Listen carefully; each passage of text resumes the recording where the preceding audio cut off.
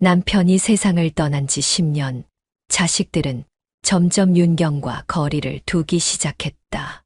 전화 한 통조차 드물게 걸어왔고, 대화는 늘 무미건조하게 끝났다. 몇 달 만에 아들이 전화를 걸어왔지만, 그의 말투는 분명히 귀찮아하는 기색을 담고 있었다. 엄마, 또 무슨 일이세요? 아, 건강은요? 잘 지내시죠? 제가 요즘 너무 바빠서 자주 못 들리네요. 나중에 시간 되면 찾아뵐게요. 그래. 알았다. 몸은 괜찮다. 내일 열심히 해라. 대화는 단 몇 분 만에 끝났다. 윤경은 아들이 자신을 걱정하기는커녕 형식적으로 의무를 다하려는 듯한 말투에 가슴이 아팠다. 딸의 태도는 더 심각했다. 간혹 전화를 걸어 안부를 묻는 척했지만 실상은 다른 목적이 있었다. 엄마, 혹시 요즘 돈 좀 모아둔 거 있어요? 제가 이번에 좀 필요한 일이 있어서요. 돈. 내가 힘들다니 마음이 아프구나. 그런데 나도 이제 여유가 없어서. 엄마는 집도 있으시잖아요. 그걸로 대출받아서라도 좀 도와주시면 안 돼요? 요즘 저 정말 힘들어요. 윤경은 더 이상 말을 잇지 못했다. 딸이 자신을 걱정하는 게 아니라 그저 재정적으로 의지하려는 모습에 깊은 상처를 받았다. 딸은 윤경의 대답에 냉소적으로 말하며 전화를 끊어버렸다. 아, 알겠어요. 됐어요. 나중에 다시 얘기해요. 자식들의 대화에서 더 이상 애정이나 존경을 느낄 수 없었다. 그들은 어릴 적 윤경이 헌신적으로 보살피던 자식들이 아니었다. 그들의 말과 태도에서 윤경을 부모로서가 아닌 마치 필요할 때만 찾는 부담스러운 존재로 여기는 느낌이 점점 짙어졌다. 윤경의 건강은 악화되었지만 자식들은 단 한 번도 찾아오지 않았다. 관절염과 허리 통증으로 인해 혼자 움직이는 일이 점점 어려워졌고 병원을 다녀오는 길도 고역이었다. 그녀는 외출 대신 창밖으로 거리의 풍경을 바라보며 하루를 보냈다. 그러나 자식들은 그런 어머니의 삶을 조금도 궁금해하지 않았다. 전화가 오는 날이면 윤경은 설레며 전화기를 들었다. 하지만 대부분은 짧은 대화 후에 끝나거나 아예 다른 목적으로 걸려온 전화였다. 엄마, 혹시 요즘 요양원 같은 데 알아보셨어요? 이제 혼자 계시는 건 좀 힘드실 것 같아서요. 내가 내 집에서 사는 게 더 편하다. 요양원은 아직 생각해 본 적 없구나. 그래도요. 저희가 바빠서 자주 못 들리잖아요. 혼자 계시다가 무슨 일 생기면 어쩌시려고요? 그들은 윤경의 입장은 전혀 고려하지 않았다. 오히려 어머니가 요양원으로 가는 것이 자신들의 생활에 더 편리할 것이라는 의도를 숨기지 않았다.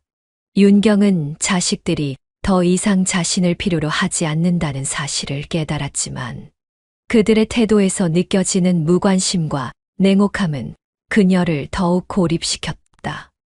윤경은 자식들에게 자신의 외로움을 털어놓고 싶었지만 돌아오는 반응은 점점 더 냉담했다. 요즘 많이 쓸쓸하구나. 너희들이랑도 자주 보고 싶고 옛날처럼 같이 지내면 좋을 텐데. 어머니의 말을 듣던 자식은 냉소적으로 웃으며 대답했다. 엄마, 그런 말씀 이제 그만하세요. 저희도 애들 키우고 일하느라 정신없어요. 엄마를 어떻게 매일 신경 써요? 현실 좀 보세요. 윤경은 말문이 막혀 아무 대답도 하지 못했다. 딸은 한술 더 떠서 대화를 끊으려는 듯 말했다. 엄마, 저희도 인생이 있잖아요. 어릴 때 다 키워줬으면 된 거 아닌가요? 이제 엄마도 알아서 하셔야죠. 윤경이 말을 잇기 어려워하자 아들은 더 날카로운 말을 던졌다. 엄마가 이러시는 거 솔직히 우리한테 부담이에요. 어릴 때 우리 키워주셨다고 고맙긴 하지만 그게 평생 갚아야 할 빚은 아니잖아요. 윤경은 가슴이 철렁 내려앉았다. 자식들이 부모로서의 자신을 완전히 외면하고 있다는 사실이 이렇게 적나라하게 드러나는 순간 그녀는 더 이상 무슨 말을 해야 할지 몰랐다. 눈물을 참고 침묵했지만 자식들은 그런 어머니의 감정 따위엔 관심도 없었다. 어머니가 외로움과 건강 악화로 자식들에게 도움을 요청하는 것이 매번 묵살당하자 그녀의 마음은 점점 더 깊은 상처를 입었다. 자식들의 냉담한 태도는 단순한 무관심이 아니라 이제는 명백한 회피와 거절로 변했다. 어느 날 윤경이 자식들에게 마지막으로 애정을 담아 말했다. 그래도 엄마가 너희를 키우며 얼마나 행복했는지 너희를 위해 헌신한 세월이 있었는데 그러나 딸은 냉소적인 말투로 이렇게 대답했다. 엄마, 그건 과거의 얘기고요. 지금은 저희도 저희 가족이 더 중요해요. 엄마도 이제 혼자 살아가는 법 좀 배우세요. 윤경은 더 이상 대화를 이어갈 수 없었다. 자식들의 말과 태도는 그저 독침처럼 그녀의 마음을 찌를 뿐이었다. 자식들에게 더는 기대할 것이 없다는 사실이 명확해졌을 때 윤경은 절망감을 넘어 무력감을 느꼈다. 어느 날 자식들이 함께 찾아온 것을 보고 놀랐다. 함께 오는 일은 드물었고 예상치 못한 방문은 설레게 했다. 하지만 그들의 표정은 밝지 않았다. 어쩐 일이니? 둘이 같이 오다니 무슨 일이 있어? 엄마, 요즘 건강이 많이 안 좋으시잖아요. 그래서 우리가 상의한 게 있어요. 긴장한 표정으로 그들의 말을 기다렸다. 잠시 머뭇거리더니 요양원에 대한 이야기를 꺼냈다. 엄마가 혼자 지내시는 게 이제는 너무 위험해 보여요. 그래서 요양원을 알아봤어요. 간호사들이 24시간 돌봐주고 엄마가 편하게 지내실 수 있는 곳이에요. 윤경은 크게 놀라며 손을 저었다. 요양원. 내가 왜 그런 데를 가야 하니? 이 집이 제일 편한데. 자식들은 윤경을 요양원으로 보내기 위해 교묘한 설득과 압박을 시작했다. 처음에는 다정하게 접근했지만 윤경이 단호히 거부하자 점점 태도가 달라졌다. 엄마, 이제 혼자 사시는 게 너무 위험해요. 건강도 점점 나빠지고 우리도 자주 못 들리니까 걱정되잖아요. 요양원은 정말 좋은 곳이에요. 간호사들이 항상 엄마 옆에 있어줄 거고 프로그램도 많아서 심심할 일도 없어요. 윤경은 고개를 저으며 대답했다. 내가 왜 집을 떠나니? 너희 아버지랑 살았던 추억이 다 있는 집인데 여기서 떠나라고? 그런 말 하지 마라. 딸은 어머니의 반응에 얼굴을 찡그리며 말했다. 엄마, 솔직히 말씀드릴게요. 엄마 여기 혼자 계시는 게 저희한테도 너무 힘들어요. 자주 못 가서도 미안하지만 솔직히 부담이 너무 커요. 요양원에 가시면 저희도 더 마음이 편할 것 같아요. 윤경은 자식들이 자신을 진심으로 걱정해서 하는 말일 거라 믿고 싶었지만 그 말 속에 담긴 차가운 태도는 그녀의 마음을 깊이 아프게 했다. 그래도 난 이 집에서 더 살고 싶다. 여기가 편하구나. 아들은 설득을 이어갔다. 엄마, 집 문제는 걱정하지 마세요. 엄마 집은 그대로 두고 저희가 요양원비는 알아서 해결할게요. 엄마가 더 편하게 지내실 수 있도록 해드릴게요. 딸이 말을 덧붙이며 마치 최후 통첩을 하듯 말했다. 솔직히 엄마, 이 집도 너무 낡았잖아요. 언제까지 여기에 있을 수 있다고 생각하세요? 이제는 새 출발을 하셔야 할 때가 된 거예요. 윤경은 분명히 말했지만 자식들은 계속 같은 이야기를 반복했다. 엄마, 이건 엄마만 생각해서 하는 얘기예요. 우리도 엄마가 행복했으면 좋겠어요. 요양원에 가시면 훨씬 더 나아질 거예요. 윤경은 자식들이 자신을 걱정하는 척하며 결국 자신들의 편의를 위해 그녀를 설득하려는 의도가 뻔히 보였다. 그러나 자식들이 계속해서 말을 쏟아내자 그녀의 마음은 점점 흔들리기 시작했다. 정말 너희 말대로 내가 거기서 더 행복할 수 있다면 가보는 건 생각해볼게. 하지만 약속해라. 내 집은 절대 손대지 않겠다고. 나중에 다시 돌아올 수도 있으니 내 집은 그대로 두어야 한다. 자식들은 고개를 끄덕이며 미소를 지었다. 물론이죠, 엄마. 절대 그런 일 없어요. 집은 그대로 두고 엄마를 위해서만 움직일게요.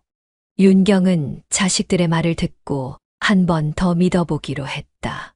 평생을 함께한 가족이니만큼 그들이 정말로 자신의 행복을 바라고 있다고 생각하고 싶었다. 그래. 너희들이 진심으로 나를 생각해서 하는 말이라면 믿어볼게. 하지만 집은 꼭 지켜야 한다는 걸 명심해라. 자식들이 고개를 끄덕이며 미소 짓는 모습을 보며 윤경은 한순간 마음이 놓이는 듯 했다. 의심스러운 순간들도 있었지만 자식이라는 이유 하나만으로 믿음을 거두고 싶지는 않았다.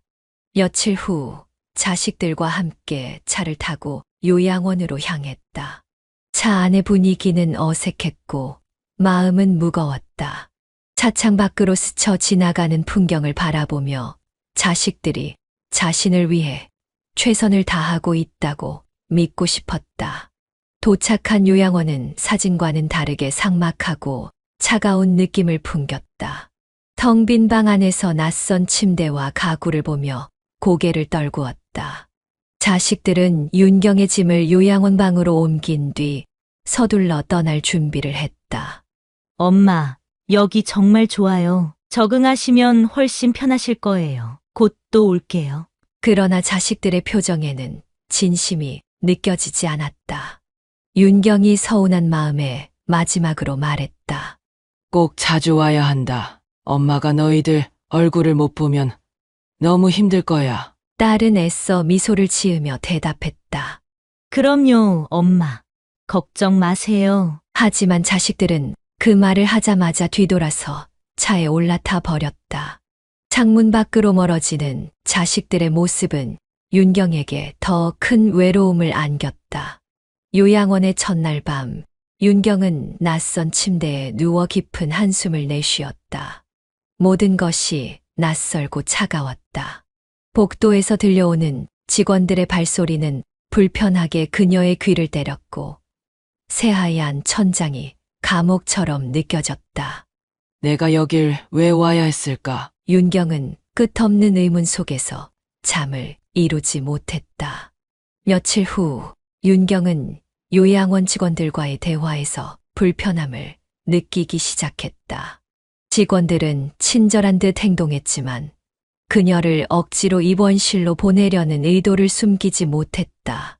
어머님, 지금 방도 좋지만 건강 상태를 생각하면 입원실로 옮기시는 게 더 좋을 것 같아요. 거기는 간호사들이 항상 상주하고 계시니까요. 윤경은 단호히 대답했다. 난 괜찮아요. 여기서 지낼 수 있어요. 굳이 옮길 필요 없어요. 하지만 직원들은 매일같이 찾아와 같은 말을 반복했다. 입원실은 어머님께 더 안전한 환경이에요. 자녀분들도 이곳이 더 좋을 거라고 하셨어요. 윤경은 점점 더 불안감을 느꼈다.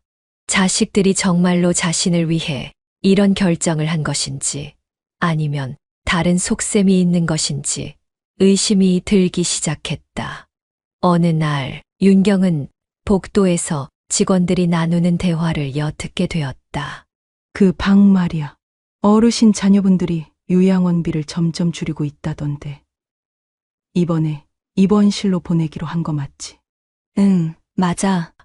입원실로 옮기면 방이 비니까 더 비싼 요금을 내는 새 입주자를 받을 수 있을 거야. 자녀들도 이미 동의했대. 근데 그 어르신은 아직 모르시는 거지. 당연히 모르지. 어차피 자식들이 결정했다고 하면 따를 수밖에 없잖아. 윤경은 숨이 멎을 것 같았다. 자신이 사랑했던 자식들이 자신을 이렇게 철저히 돈 문제로만 계산하고 있다는 사실이 믿기지 않았다. 하지만 그녀는 아무 일도 없는 척 방으로 돌아왔다. 손이 떨리고 가슴이 두근거렸지만 애써 침착함을 유지하려 했다. 그날 저녁 요양원 간호사가 윤경의 방을 찾아왔다. 간호사는 서류를 들고 단호한 표정으로 말했다. 어머님, 자녀분들께서 상의하신 내용인데요. 건강 상태를 고려해서 입원실로 옮기시는 게 좋을 것 같아요. 입원실은 더 전문적인 관리를 받을 수 있는 곳이고 어머님께도 이점이 많습니다. 윤경은 분노를 억누르며 대답했다. 내가 여기에 들어올 때 자식들이 그런 이야기는 한 적이 없었어요. 난 지금 이 방에서 편히 지내고 있어요. 굳이 입원실로 옮길 필요가 없어요. 하지만 간호사는 미소를 지으며 말을 이어갔다. 자녀분들께서 이미 입원실 이동을 권유하셨습니다. 어머님이 거절하셔도 자녀분들과의 계약상 문제가 없기 때문에 결국은 옮기셔야 할 거예요. 여기서도 어머님을 위해 최선을 다할 거니까 너무 걱정하지 않으셔도 됩니다. 그 말은 마치 윤경에게 어떤 선택권도 없다는 것을 암시하고 있었다. 윤경은 간호사의 차가운 태도와 뻔뻔한 말투의 속에서 분노가 끓어올랐다. 윤경은 요양원 생활에 적응하려 애쓰는 가운데 식당에서 다른 입주자들 사이에서 나오는 불길한 소문들을 들었다. 식탁 주변에 모인 몇몇 입주자가 낮은 목소리로 나누는 이야기는 그녀의 귀를 사로잡았다. 지난주에 입원실로 옮겨진 김 할머니 있잖아. 그분 결국 퇴소 처리됐다던데. 퇴소가 아니라 듣기로는 몸이 더 안 좋아져서 병원으로 갔다가 결국 이야기를 하던 노인이 목소리를 낮췄다. 돌아가셨다는 말도 있어. 근데 이상하지 않아? 갑자기 입원실로 보내더니 며칠 만에 그렇게 됐다니. 다른 이가 걱정스러운 표정으로 덧붙였다. 여기 요양원 뭐가 좀 수상한 것 같아. 건강한 사람들도 입원실로 보내진 뒤로 갑자기 상태가 나빠진다는 얘기 많이 들었어. 그럴 만도 하지. 입원실로 보내면 방이 비니까 더 돈 많은 사람들한테 그 방을 빌려주고 싶을 거 아니야. 윤경은 그 이야기를 들으며 긴장감이 몰려왔다. 소문은 단순한 추측이었을 수도 있었지만 요양원 직원들이 자신의 방을 비우려는 태도를 보며 소름이 돋았다. 그들은 정말로 입원실을 핑계 삼아 자신을 쫓아내려는 걸까? 그날 저녁 윤경은 더 이상 무시할 수 없는 상황을 맞닥뜨렸다. 직원 2명이 복도에서 주고받는 대화를 우연히 엿듣게 된 것이다. 그 방 말이야. 자식들이 요양원비를 줄인다고 했잖아. 그러니까 이번에 입원실로 보내버리는 게 맞는 거지. 맞아. 저 방에 새로 들어올 사람은 이번에 계약금도 꽤 크게 넣기로 했대. 그러니 빨리 처리해야 해. 근데 어르신이 아직도 거절하신다면서 내일 자녀들이 다시 방문해서 확실히 설득하도록 하라고 했어. 윤경은 충격의 말을 잃었다. 자신이 자식들과 요양원의 거래의 희생양이 되었다는 사실을 확신했다. 그들은 윤경이 입원실로 가게 되면 더 많은 이익을 낼 수 있다는 계산으로 움직이고 있었던 것이다. 윤경은 방으로 돌아와 밤새 잠을 이루지 못했다. 자식들이 단순히 자신을 요양원에 맡긴 게 아니라 그녀의 삶을 이익 창출의 도구로 이용하고 있다는 사실이 머리를 떠나지 않았다. 침대에 앉아 떨리는 손으로 사진 액자를 쥐었다. 그 안에는 자신이 온갖 희생을 감수하며 키운 자식들의 얼굴이 있었다. 내가 너희를 이렇게 키웠는데 이런 대접을 받으려고 했던 건 아니었어. 윤경은 액자를 천천히 내려놓으며 결심했다. 더 이상 순순히 당하지만은 않을 것이었다. 자신을 이용하려는 자식들과 요양원의 음모를 반드시 밝혀내고 그 대가를 치르게 하겠다는 불타는 의지가 그녀의 눈빛 속에 번졌다. 그러던 중 요양원 직원이 건넨 한마디는 그녀의 불안을 증폭시켰다. 자녀분들께서 요양원비 일부를 연체하셨다는 연락이 왔어요. 어머님께 한번 확인해 보시겠어요? 윤경은 그 말을 듣고 아들에게 전화를 걸었다. 아들은 불쾌한 목소리로 대답했다.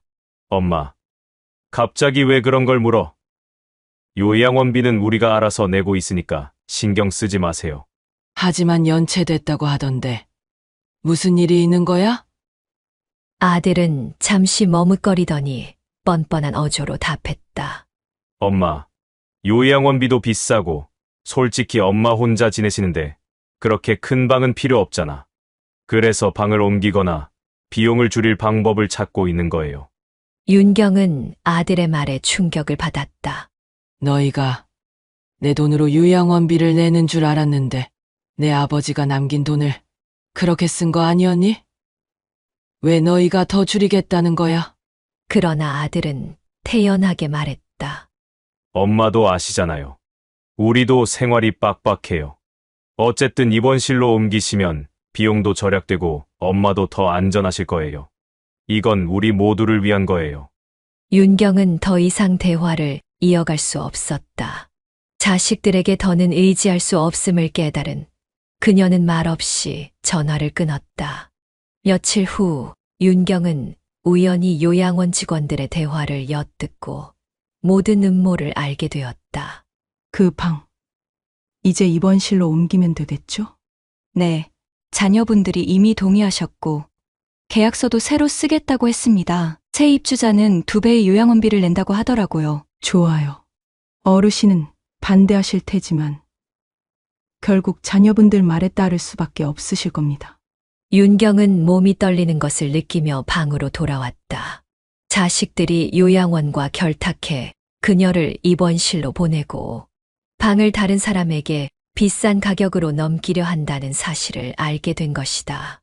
내가 너희에게 무슨 잘못을 했기에 이런 대접을 받는 거니? 윤경은 밤새 자식들과 요양원이 꾸민 음모를 곱씹으며 절망에 빠졌다. 하지만 단순히 좌절하고 있을 시간이 없었다.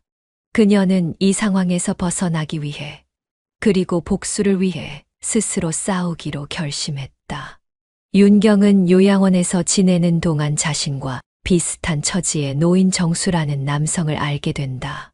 정수는 윤경보다 먼저 요양원에 들어왔지만 그 역시 가족들에게 배신당해 모든 것을 잃은 사람이었다. 윤경과 정수는 처음엔 서로의 사정을 잘 알지 못했지만 같은 시간에 정원을 산책하거나 식사 시간을 함께하며 서서히 친밀해졌다. 어느 날 정수가 윤경에게 조용히 말했다. 이거 뭔가 수상하지 않습니까? 저도 처음엔 그냥 요양원이라고 생각했는데 여기서 벌어지는 일들이 점점 이상하더군요. 윤경은 정수의 말에 놀랐지만 이미 자식들의 음모를 알게 된 그녀는 정수에게 자신의 이야기를 털어놓았다. 사실 저도 이상한 점을 느끼고 있었어요. 자식들이 제 방을 비우려는 이유를 알게 되었죠. 그들이 요양원과 거래를 했어요. 제 방을 더 비싼 가격에 넘기려고요. 정수는 고개를 끄덕이며 자신의 경험을 들려주었다.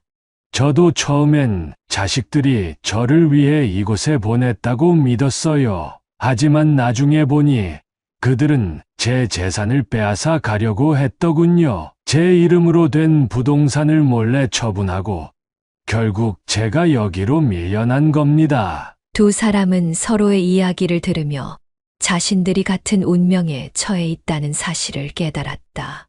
정수는 단호히 말했다. 윤경 씨, 우리가 이대로 당할 순 없습니다. 요양원에서 벌어지는 일들을 밝혀내야 해요. 자식들이나 요양원이 더 이상 우리를 이용하지 못하도록요. 윤경은 정수의 말에 동의하며 그와 함께 문제를 해결하기 위한 계획을 세우기로 했다. 정수는 밤마다 요양원의 어두운 복도를 걸으며 관리실 주변을 은밀히 살폈다. 요양원의 관리실은 항상 잠겨 있었지만 밤마다 직원들이 교대하는 시간대를 유심히 관찰한 결과 교대 직후 잠시 문이 열려 있는 순간이 있다는 것을 알게 되었다. 어느 날 밤 정수는 관리실 문이 살짝 열린 틈을 이용해 안으로 들어갔다. 그는 선반 위에 정리된 두꺼운 파일들 사이에서 자신의 이름과 윤경의 이름이 적힌 서류를 발견했다. 서류에는 현재 방의 입주 계약 변경, 예정이라는 문구와 함께 새로운 입주자의 정보와 계약 금액이 적혀 있었다. 윤경의 방은 기존 요양원비의 2배에 달하는 금액으로 새롭게 계약될 예정이었다. 정수는 서류를 몰래 사진으로 찍고 원래 자리에 돌려놓으며 관리실을 빠져나왔다. 방으로 돌아온 그는 윤경에게 서류 내용을 보여주며 말했다.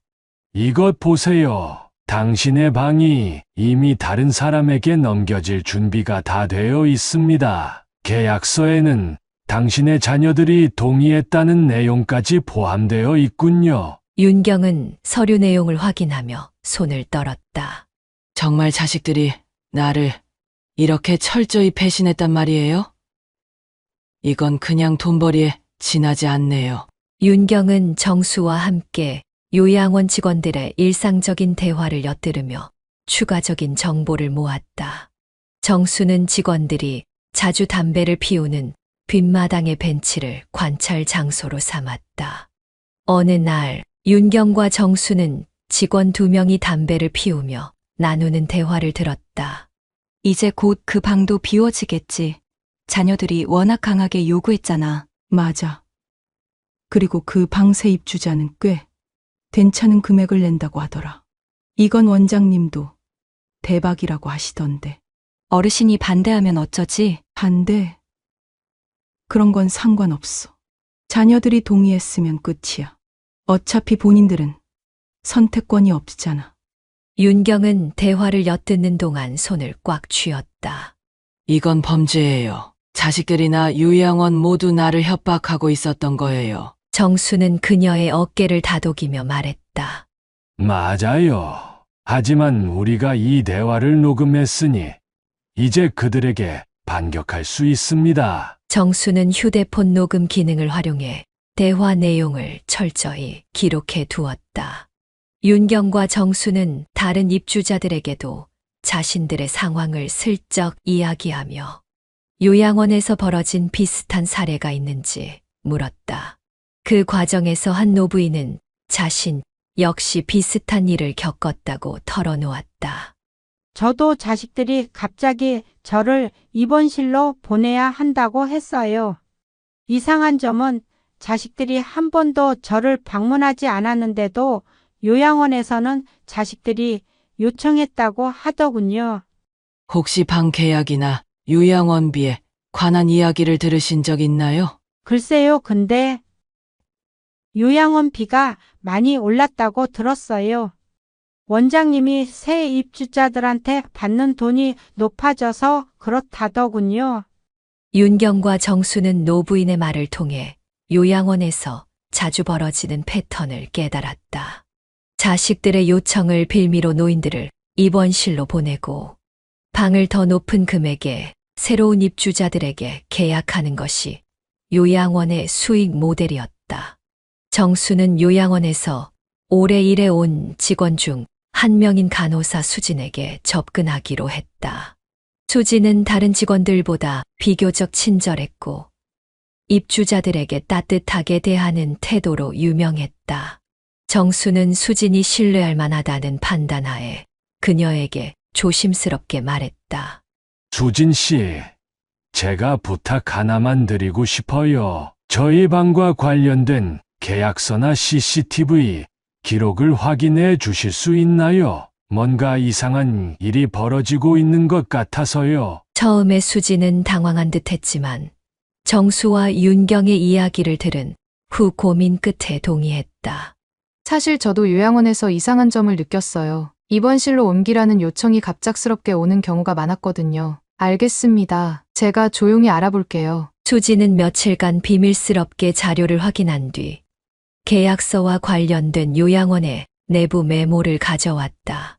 또한 CCTV 기록은 요양원의 외부 보안팀이 관리하지만 그녀는 당시의 방문 기록이 없다는 사실을 직원들 사이의 대화를 통해 확인했다. 그 날짜에 자녀분들이 요양원을 방문했다는 기록은 없어요. 계약서도 자녀분들이 직접 작성한 게 아니라는 정황이 드러났습니다. 수진의 도움으로 윤경과 정수는 중요한 단서를 확보할 수 있었다. 윤경은 고맙다는 말과 함께 눈물을 흘렸다. 정말 감사해요. 수진 씨, 당신 같은 분이 없었다면 우린 아무것도 할 수 없었을 거예요. 윤경과 정수는 확보한 증거를 정리했다. 요양원 계약서, 직원들의 대화 녹음, CCTV 영상 등 모든 자료가 자식들과 요양원의 음모를 입증하고 있었다. 윤경은 다짐했다. 이제 더 이상 당하고만 있지 않을 거예요. 자식들이나 요양원이 벌인 짓을 세상에 밝힐 거예요. 정수는 그녀의 손을 잡으며 말했다. 우리 함께 싸웁시다. 그들이 벌인 짓을 똑똑히 보여줘야 해요. 윤경과 정수는 모은 증거들을 가지고 요양원의 비리를 세상에 알리기로 결심했다. 정수는 지역의 작은 신문사와 연계된 기자를 알고 있었다. 그는 기자에게 전화를 걸어 말했다. 제가 요양원에서 벌어지고 있는 심각한 비리를 폭로하려고 합니다. 여기에 자녀들과 요양원이 공무해 노인들의 재산을 갈취하는 증거가 있어요. 기자는 처음엔 망설였지만 정수가 보여준 계약서 사진과 녹음, 파일, 수진이 제공한 내부 문서를 확인하고는 사건의 심각성을 깨달았다. 이건 대중이 반드시 알아야 할 내용입니다. 곧바로 취재를 시작하겠습니다. 기자는 윤경과 정수의 동의를 받아 이 사건을 다룬 기사를 준비했다. 기사에는 요양원의 비리와 자식들이 협조한 행태를 고발하는 내용이 포함되었다. 윤경은 기자에게 마지막으로 말했다. 제 이름을 공개해도 괜찮아요. 이건 단지 저만의 문제가 아니라 많은 사람들이 당할 수 있는 일이니까요. 기사 발행 후 요양원은 큰 충격에 빠졌다. 사건은 빠르게 지역 커뮤니티와 언론에서 확산되었고 요양원 입주자들의 가족들이 항해 전화를 걸어오며 비난이 쏟아졌다. 원장은 긴급히 직원들을 모아 대책 회의를 열었고 대화는 혼란과 분노로 가득 찼다. 이제 어쩔 겁니까? 입주자들이 대거 이탈하면 우리 요양원은 끝장입니다. 우선 문제가 된 방의 CCTV를 지우고 기록을 조작해야 합니다. 상황이 정리될 때까지 가족들에게는 적당한 변명을 하죠.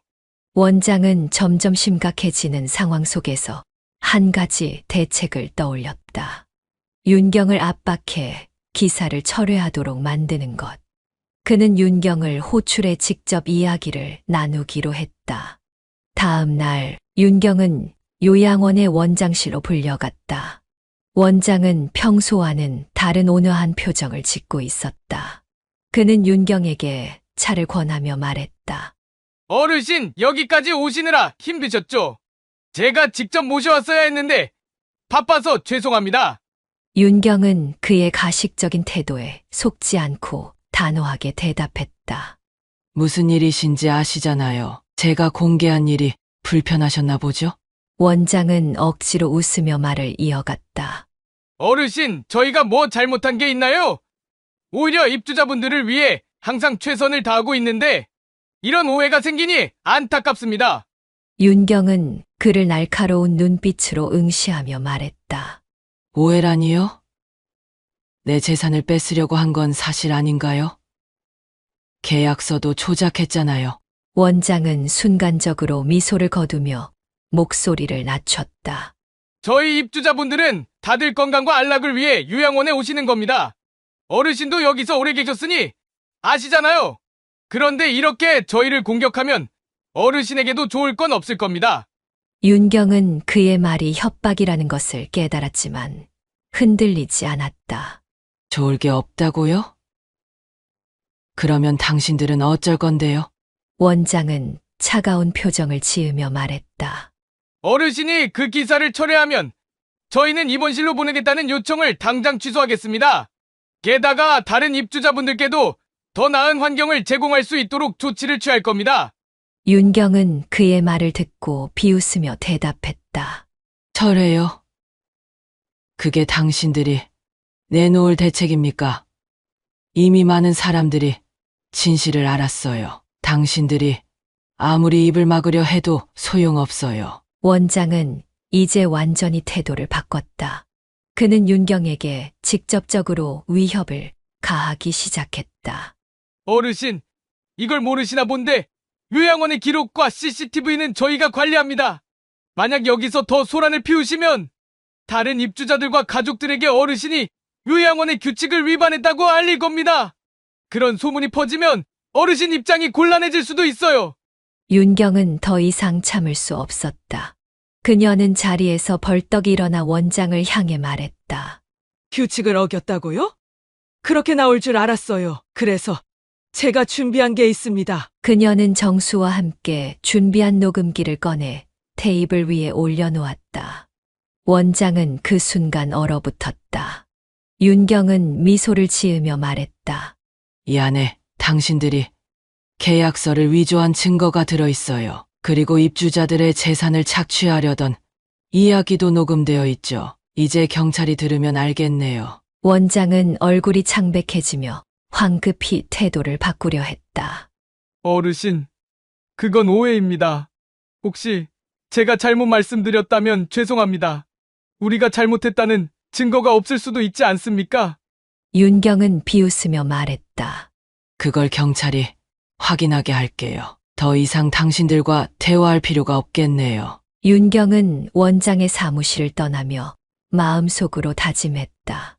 이제 모든 걸 끝내야 해. 이곳에서 내가 겪은 고통을 똑같이 돌려줄 거야. 이후 그녀는 정수와 함께 모은 자료들을 경찰과 기자에게 모두 넘겼다. 요양원 내부 직원들의 증언까지 더해지면서 요양원의 비리와 악행이 명백히 드러났다.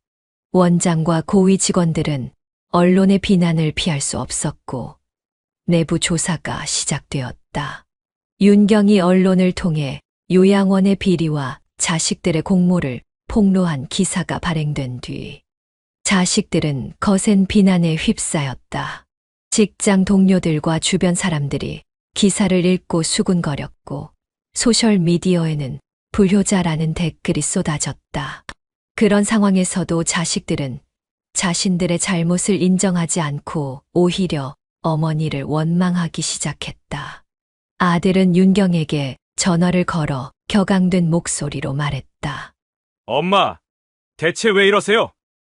이런 식으로 우리를 망신 주면 어떻게 해요? 사람들이 다 저희를 뭐라고 하는지 아세요? 윤경은 차분히 대답했다. 내가 망신을 준 게 아니야. 내가 한 행동이 세상에 드러난 것뿐이야. 아들은 도무지 이해할 수 없다는 듯 화를 냈다. 우린 엄마를 위해서 최선을 다했다고요. 요양원도 엄마 건강을 위해 알아본 건데 왜 이렇게 뒤통수를 치세요? 윤경은 깊은 한숨을 내쉬며 말했다. 건강을 위해서 너희가 내 재산을 팔아먹으려 했던 거 아니었니? 내가 바보 같아서 다 속아 넘어갈 줄 알았니? 윤경의 폭로로 인해 자식들 간에도 갈등이 발생했다. 딸은 형에게 화를 내며 말했다. 그러니까 처음부터 조심했어야지.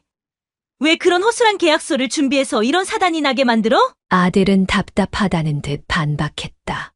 내가 그럴 줄 알았어. 엄마가 이렇게까지 할 줄 누가 알았냐고. 딸은 눈을 부릅뜨며 소리쳤다. 결국 오빠 때문에 우리 인생이 망가졌잖아. 사람들한테 불효자 소리 듣고 얼굴을 들고 다닐 수가 없어. 그들의 대화는 비난과 책임 전가로 점철되어 있었다. 그러나 서로를 탓하는 와중에도 그들은 자신들의 행동이 잘못되었다는 사실은 인정하지 않았다. 몇 차례 다툰 후 자식들은 전략을 바꿔 윤경을 회유하기로 했다. 둘은 요양원을 직접 방문해 윤경을 만났다. 딸은 억지로 눈물을 짜며 말했다. 엄마, 우리가 다 잘못했어요. 기사 때문에 우리가 얼마나 힘든지 아세요? 이제 우리도 다 끝난 것 같아요. 아들도 덩달아 고개를 끄덕이며 말했다.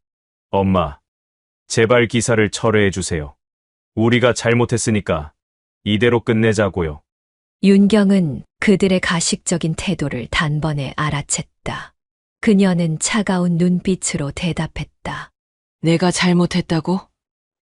정말 그렇게 생각한다면 내 재산을 가져간 것부터 돌려줘. 그리고 진심으로 사과라도 해봐. 그러나 자식들은 돌려줄 재산이 없다는 핑계를 댔다. 딸은 다급히 말했다. 엄마, 그 돈은 이미 요양원비로 다 썼어요. 지금 우리도 여유가 없어요. 윤경은 그들의 뻔뻔함에 더 이상 참지 못하고 자리에서 일어섰다. 여유가 없다고? 너희가 그 돈으로 뭘 했는지 내가 몰랐을 줄 아니? 더 이상 내 앞에 나타나지 마! 내가 너희 같은 자식들을 믿었던 게 내 인생 최대의 실수야. 어머니의 단호한 태도에 자식들은 더 이상 말을 잇지 못했다. 결국 그들은 서로를 원망하며 요양원을 떠났다. 아들은 마지막으로 말했다. 좋아요, 엄마. 우리도 더 이상 신경 쓰지 않을게요. 엄마가 그렇게 하고 싶다면 알아서 하세요. 딸은 문을 나서며 어머니를 돌아보지도 않았다. 그들의 모습은 그저 비겁함과 무책임함 그 자체였다. 윤경은 자식들의 뒷모습을 보며 눈물을 삼켰다. 그러나 그녀는 마음속으로 결심했다. 이제 더 이상 너희에게 속지 않아. 내 남은 인생은 너희를 위해 쓰지 않을 거야. 윤경은 정수와 함께 고즈넉한 시골 마을의 작은 집에서 새로운 삶을 시작했다. 주변은 푸른 산과 맑은 개울로 둘러싸여 있었고, 작은 텃밭에서는 계절마다 다양한 채소가 자라고 있었다. 그녀는 아침마다 새소리를 들으며 눈을 떴고, 정수와 함께 차를 마시며 하루를 시작했다. 윤경은 마당에 심은 꽃들을 가꾸며 말했다. 이제는 내가 정말로 행복을 느낄 수 있는 곳이 생긴 것 같아. 정수는 그녀의 옆에서 미소를 지으며 대답했다. 경선 씨, 이곳은 당신이 이뤄낸 자유와 평화의 공간이에요. 당신은 그럴 자격이 충분해요. 윤경은 자신이 겪었던 고통을 단순히 잊어버리지 않고 같은 고통을 겪는 사람들을 돕기로 결심했다. 그녀는 정수와 함께 요양원 피해자들을 위한 지원 단체를 설립했다.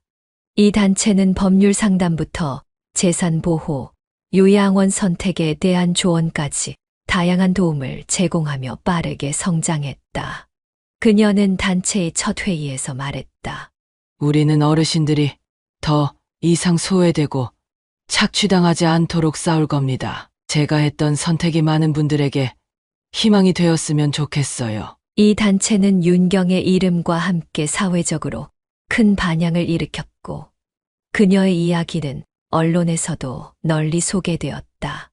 윤경의 자식들은 그녀가 단호히 관계를 끊은 이후 처음에는 오히려 어머니를 원망하며 자신들의 행동을 정당화하려 했다. 그러나 시간이 지나며 그들은 자신의 행동이 가져온 결과를 뼈저리게 느꼈다. 사회적 비난과 경제적 어려움을 겪으며 그들은 자신들의 잘못을 뒤늦게 깨닫기 시작했다. 어느 날 아들은 윤경의 단체 사무실을 찾아와 울먹이며 말했다. 엄마, 제가 너무 늦었죠. 제가 얼마나 큰 잘못을 했는지 이제야 깨달았어요. 다시는 그런 선택을 하지 않을게요. 제발 용서해 주세요. 윤경은 한동안 그를 바라보다가 조용히 말했다. 용서는 나를 위한 거야. 너를 위해서가 아니라. 하지만 나에게 준 상처는 시간이 필요할 거야. 진정으로 변했다면 그 모습을 보여줘. 딸 역시 찾아와 눈물을 흘리며 후회했다. 그녀는 말했다.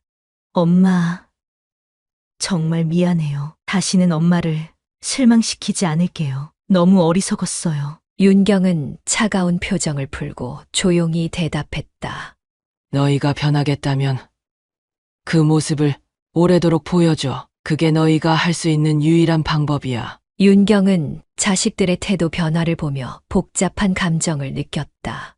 한편으로는 그들의 진정성을 믿고 싶었지만 지난 상처는 쉽게 치유되지 않았다. 그녀는 정수와 함께 앉아 말했다. 난 아직도 내가 제대로 한 건지 모르겠어. 그들이 바뀌었다고는 하지만 내가 그들에게 준 사랑이 너무 당연하게 여겨졌던 것 같아. 정수는 고개를 끄덕이며 위로했다. 경선 씨, 당신은 누구보다 강한 사람이에요. 그들이 변할 수 있는 기회를 준 것만으로도 당신은 훌륭해요. 이제는 당신의 행복을 우선으로 생각해요. 윤경의 단체는 점점 더 많은 지지를 받았고 그녀는 점차 자식들에게도 마음을 열기 시작했다. 그러나 그녀는 더 이상 과거의 자신으로 돌아가지 않을 것을 다짐했다. 이제 그녀는 자신만의 인생을 살고 자신의 행복을 최우선으로 하기로 했다. 윤경과 정수는 마당에서 저녁 하늘을 바라보며 손을 맞잡고 있었다. 윤경은 깊은 숨을 내쉬며 말했다. 이제야 진정한 해방을 느껴 내가 원하는 대로 살고 내 결정을 존중하는 삶을. 정수는 미소를 지으며 그녀를 바라보았다. 그게 바로 당신이 찾던 행복일 거예요. 하늘에는 별빛이 가득했고 윤경의 얼굴에는 밝은 미소가 떠올랐다. 그녀의 삶은 고통과 상처로 시작되었지만 결국 그녀는 진정한 자유와 행복을 찾아냈다.